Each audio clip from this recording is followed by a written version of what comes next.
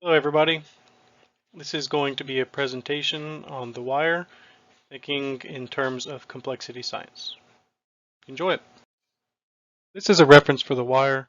It includes all the authors' names, where you can find it. It's available on HBO and the date it was done filming. Hello, first off, I'd like to take a second to introduce myself. My name is Kyle Stapp. I'm a master's student at Texas State University. I'm a San Marcos native, and I'm being driven to complete my master's degree in management of technical education, which is a master's of education, so I can continue to progress in the field of training. In this presentation, I will be talking about how complex adaptive systems, or CAS, and complex responsive systems, or CRPs, relate to the show The Wire. I've learned much about CAS and CRPs this semester, and I'll be using this knowledge I've gained to provide insights on how they work and what they look like in the scenes and scenarios found throughout the show. Next, what is The Wire?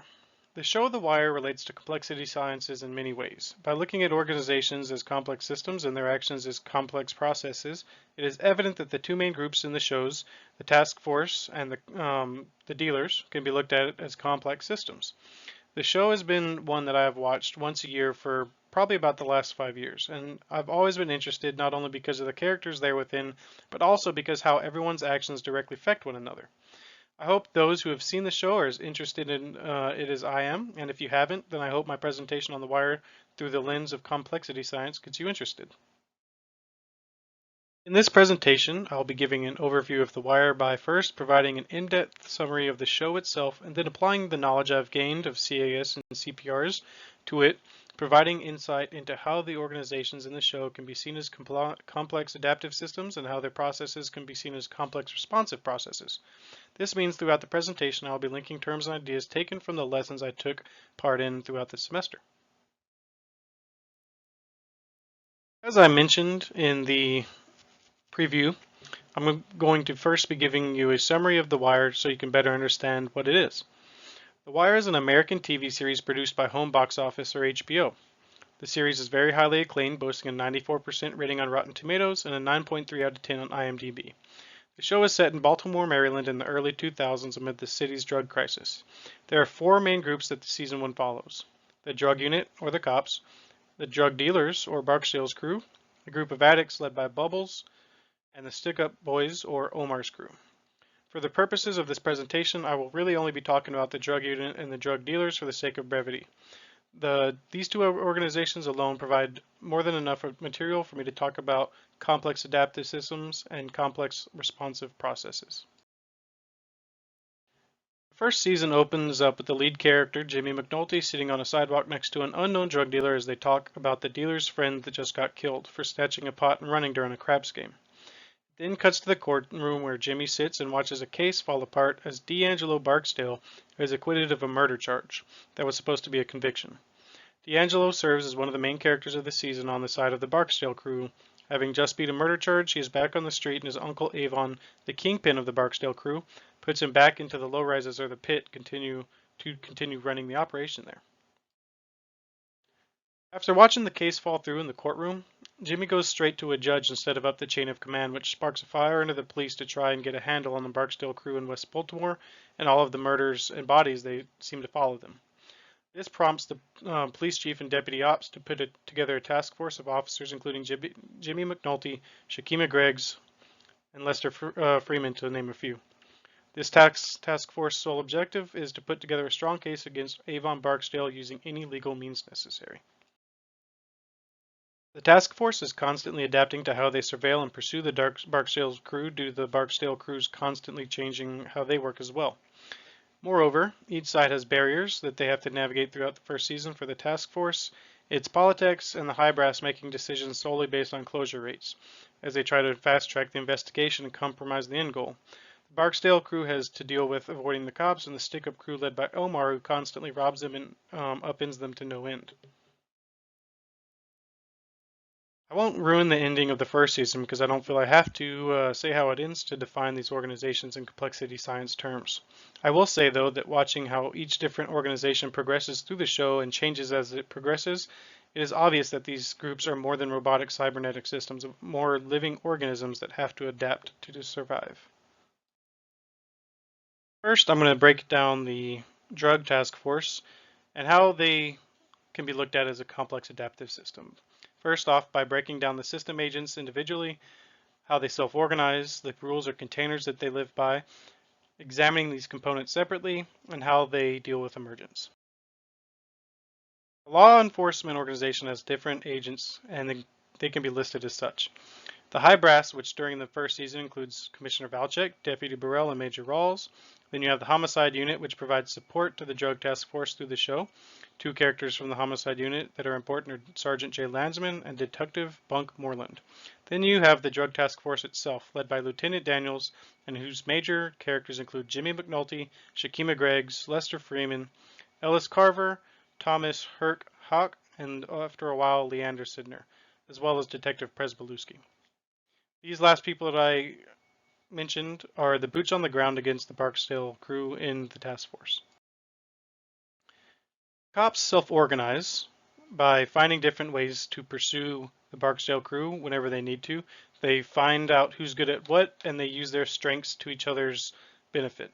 They also are able to bring in informants like Bubbles, who is partnership. It's the cops, quality pictures of all of the targets that they're looking at, information whenever they need it, and most of it's for free because of something that happened in Bubbles' interactions with the Barksdale crew. Now the rules or containers that pretty much rule how the task force works is rigid, I would say. Really, they have to stay within the confines of the law. For example, they can only listen to a wiretap phone if they have someone watching the phone from a rooftop. And if they don't have someone watching the phone, they can't use that audio as evidence. Chain of command is also a huge rule for law enforcement because it is assumed that you always go up to the commanding officer first, and they will bring your concern or idea up to the chain. This is something McNulty gets in trouble with multiple times in the first season. Lastly, the cops are expected to work as a team and have each other's backs. This is an unspoken rule, but one they are very much keen to abide by. For better or worse, they always cover for each other religiously. Now, earlier I listed the system agents and components. I'm going to look at them a little bit more individually. The high brass are always thinking of themselves. They want it to look good in ComStat meetings in order to get promoted. To do this, they cook the stats or rush investigations so they can claim they got an arrest when it will never stand up in court due to insufficient evidence. Now, Lieutenant Daniels, another system agent, while not being in the high brass in the first season, is also mainly concerned with being promoted, and while he does fight for the task force, he ultimately obeys orders. The individuals in the task force seem to really only be worried about closing the case in the Barksdale murders and drug case and making an arrest, but they continue to fight against the clock due to Major Rawls constantly pressuring them to wrap it up.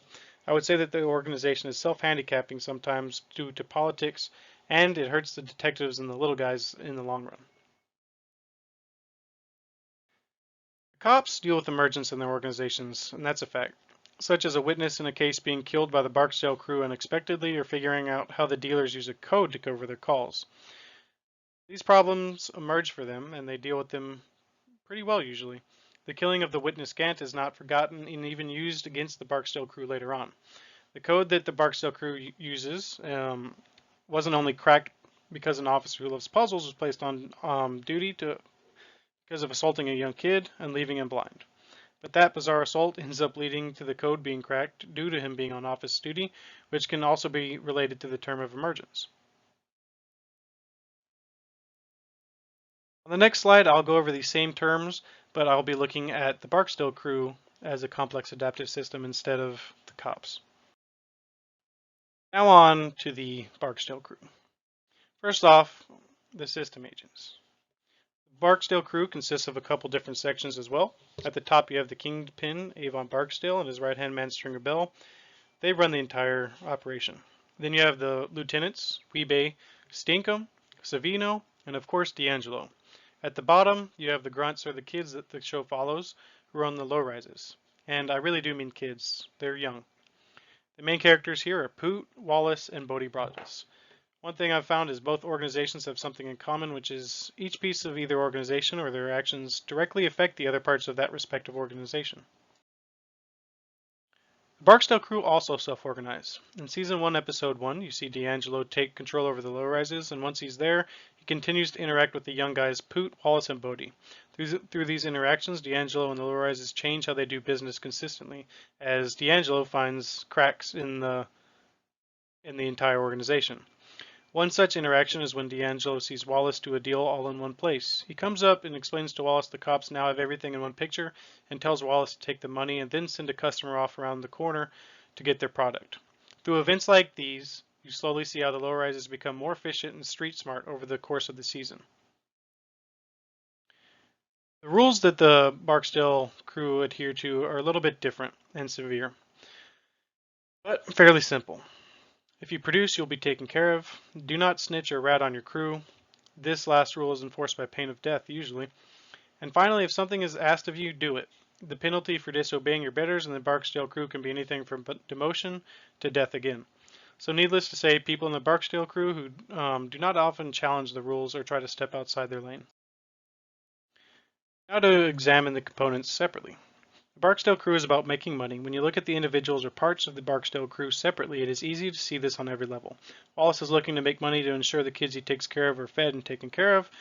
Poot is looking for money to buy things and take his women out on dates. Avon and Stringer are both looking to build an empire, make enough money to bribe senators and make the law keep their law off their back, so they continue to get rich. D'Angelo and the other lieutenants seem to want to build a life with the cash they earn and break into the higher class.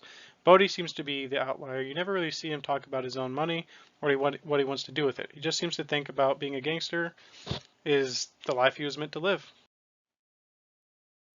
Of course, the Barksdale crew also deals with emergence. They deal with problems that emerge spontaneously, such as a witness that is going to testify against them, or more importantly, Omar robbing them and shooting up their guys regularly. When the Barksdale crew kills Omar's lover in retaliation, they only enrage him and make it worse than it was before, and this is something the dealers have to handle until deep in the show. Omar creates problems for the crew left and right, and you never know when he will hit for the Barksdale crew, as well as them having to constantly outstep the cops at every angle. Next, I'll be talking about the cops and the dealers as complex responsive processes and how they act every day. Now I'm going to talk about complex responsive processes in the task force. For both of the organizations, I will be talking about examples of CRPs, organizational knowledge, conversations that facilitate change in community in the organizations, and dynamics of inclusion and exclusion and anxiety, and how they deal with it. With the cops, examples of some CRPs are how people adapt after working together and notice each other's strengths. It's like Shakima can see how Herc and Carver work and are able to work for her even better after she knows their strengths. The cops also use Omar and the stick-up boys to their advantage by bringing them as informants as well as Bubbles. An additional example could be how the entire process changes after Presbolewski breaks the code. Organizational knowledge handed down in the cop side could be how Shakima talks about the rules of surveilling and how Herc and Carver don't know that you can't use audio from a tapped phone unless you have eyes on it.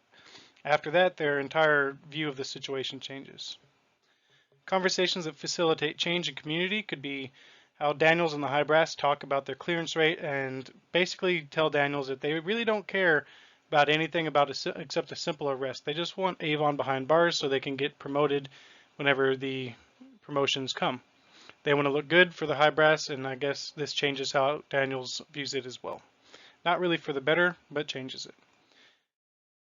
Examples of dynamics inclusion on the cop side could be how McNulty's really on the outside of the entire operation, and there should be anxiety that comes along with that, but McNulty takes it in stride. He knows he's the outsider, he knows where this is going to take him, and he just deals with it anyways. The other cops really don't feel this as much, except for the high brass, who feel anxiety about not being able to be promoted if they are strung out by low clearance rates and if they look bad by not being able to arrest Avon Barksdale.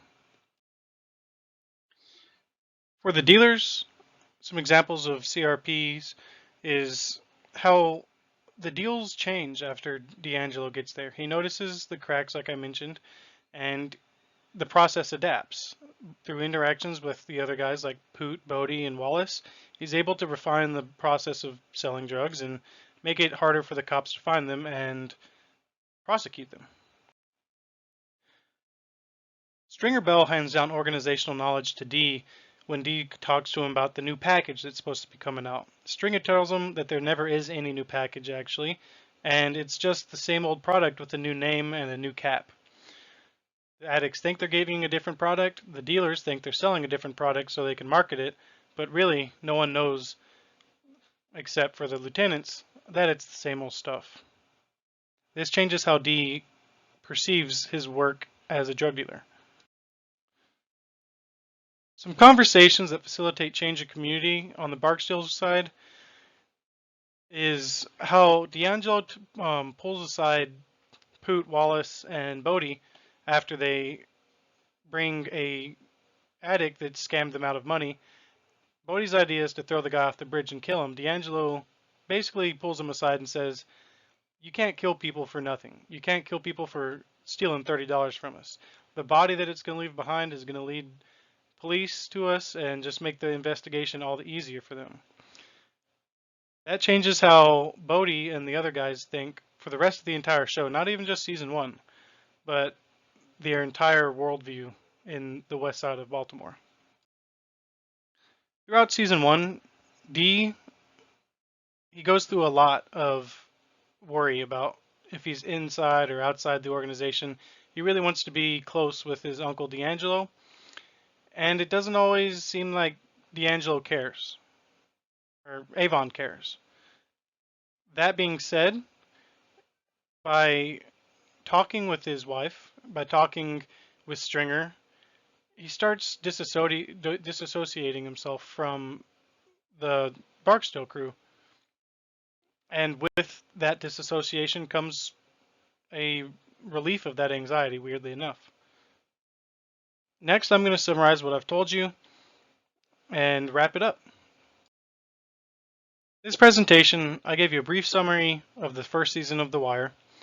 And I've broken down 2 different organizations, the task force and the Barksdale crew, as complex adaptive systems, and their processes, some of them at least, as complex responsive processes. Through complexity science, you can tell that each of these organizations can be seen as complex adaptive systems by the way they adapt to their environments and through interactions with people and other organizations around them. The 2 organizations in this presentation are constantly at odds with each other. So another thing that I want to point out before we leave is that each of these organizations have a relationship with each other. It might not be a positive one, but these organizations adapt and change due to the other organization being alive and thriving. The same can be said about many different organizations and market relationships. That's the end. I've gone over 15 minutes quite a bit. I hope that you all enjoyed this presentation and it wasn't too confusing. Y'all have a great day. See you soon.